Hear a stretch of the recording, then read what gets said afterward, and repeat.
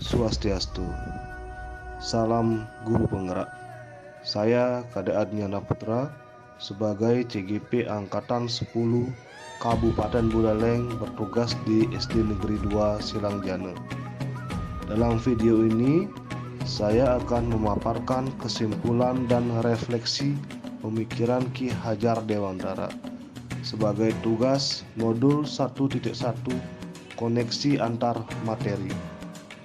Di dalam pendidikan guru penggerak ini, saya selalu didampingi, dibimbing, serta diarahkan oleh Bapak Ikomang Rika Adiputra yang berperan sebagai fasilitator guru penggerak dan Ibu Putu Dewi Resiani yang berperan sebagai pengajar praktik guru penggerak.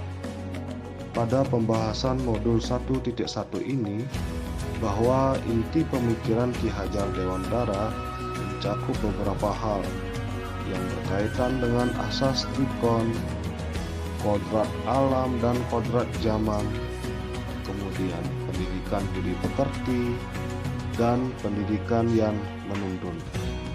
Menurut pemikiran Ki Hajar Dewantara, pendidikan dan pengajaran adalah hal yang berbeda, di mana pengajaran itu merupakan bagian dari pendidikan yang terkandung makna bahwa proses pendidikan dalam memberi ilmu atau berfaedah untuk kecakapan hidup anak secara lahir dan batin.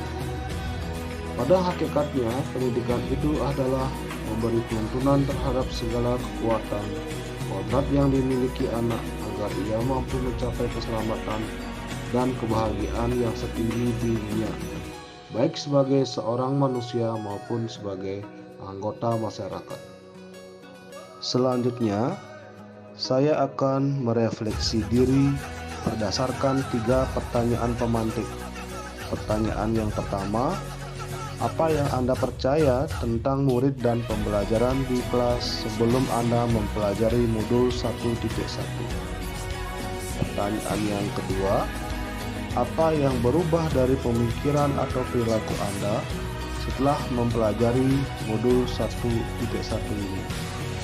Kemudian pertanyaan yang ketiga, apa yang dapat segera Anda terapkan lebih baik agar kelas Anda mencerminkan pemikiran Ki Hajar Dewantara? Mulai dari pertanyaan pertama, sebelum mempelajari dan memahami modul 1.1, saya percaya bahwa murid dan pembelajaran di kelas terbiasa menerapkan pembelajaran sebagai berikut. Yang pertama, guru sebagai pusat pembelajaran di kelas. Yang kedua, mengutamakan aspek kognitif anak. Yang ketiga, pendidikan yang tidak berpihak pada anak. Dan yang keempat, buku sebagai satu-satunya sumber belajar. Perubahan dalam diri saya setelah belajar lebih dalam tentang pemikiran Ki Hajar Dewantara berdasarkan modul 1.1, yaitu perubahan pemikiran dan perubahan perilaku.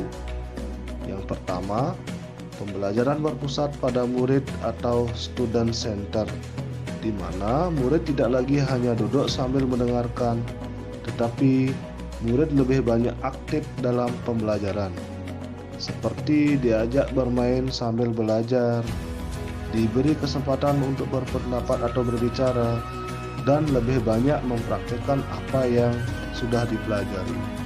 Yang kedua, buku bukan lagi satu-satunya sumber belajar, tetapi lebih memanfaatkan lingkungan sekitar sebagai sumber belajar dan menggunakan benda-benda konkret lainnya sebagai sumber belajar sehingga pembelajaran lebih bermakna. Yang ketiga, mengenal karakter atau profil setiap murid.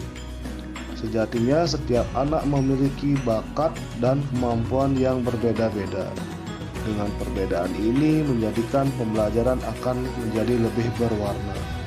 Yang keempat, memberi kesempatan pada murid dalam menyelesaikan tugas sesuai dengan minat dan bakatnya, seperti menyelesaikan tugas dengan cara lisan, tulisan, menggambar, maupun dengan cara lainnya. Dan yang terakhir, tidak hanya fokus pada aspek kognitif saja, melainkan aspek kognitif dan aspek psikomotorik, karena kemampuan setiap anak harus dihargai. Penerapan yang akan saya lakukan dalam pembelajaran berdasarkan pemikiran Ki Hajar Dewantara, yaitu merancang pembelajaran yang aktif dan menyenangkan dengan memperhatikan karakter atau profil murid agar pembelajaran menjadi lebih aktif, menyenangkan, dan bermakna. Yang kedua, menerapkan pembelajaran berdasarkan kearifan lokal dan budaya setempat. Hal ini penting untuk diterapkan agar budaya kita tetap lestari, mengingat pada saat ini budaya asing lebih banyak diminati oleh anak-anak. Yang ketiga, pembelajaran yang mengutamakan aspek budi pekerti. Sebagai pendidik, pembiasaan baik akan saya terapkan pada diri saya agar dapat menjadi contoh atau tauladan bagi murid saya, sebagaimana semboyan Ki Hajar Dewantara, yaitu Ingarso Suntulodo di depan memberi contoh. Yang keempat, menerapkan sistem Among atau pendidikan yang menuntun murid, yaitu pembelajaran yang menuntun bakat, minat, dan kemampuan anak, bukan lagi menuntut anak menjadi seperti apa yang diinginkan oleh guru. Yang kelima, menerapkan pembelajaran yang sesuai dengan kodrat alam dan kodrat zaman. Sebagai seorang pengajar di sekolah dasar, saya akan menggunakan permainan-permainan edukasi sebagai media pembelajaran murid saya tidak ketinggalan zaman, dan yang terakhir, selalu memperkenalkan media-media pembelajaran yang dapat menarik perhatian anak. Kesimpulan dari pemikiran Ki Hajar Dewantara tersebut yaitu jadikan suasana belajar yang berpihak pada murid. Yang kedua, pendidikan sesuai dengan kodrat alam dan kodrat zamannya. Dan yang ketiga, pendidikan tidak hanya ilmu akademis, namun perlu pemahaman budi pekertinya. Demikian pemaparan dari saya tentang refleksi pemikiran Ki Hajar Dewantara berdasarkan modul 1.1. Terima kasih. Om Santi Santi Santi Om. Salam Guru Penggerak.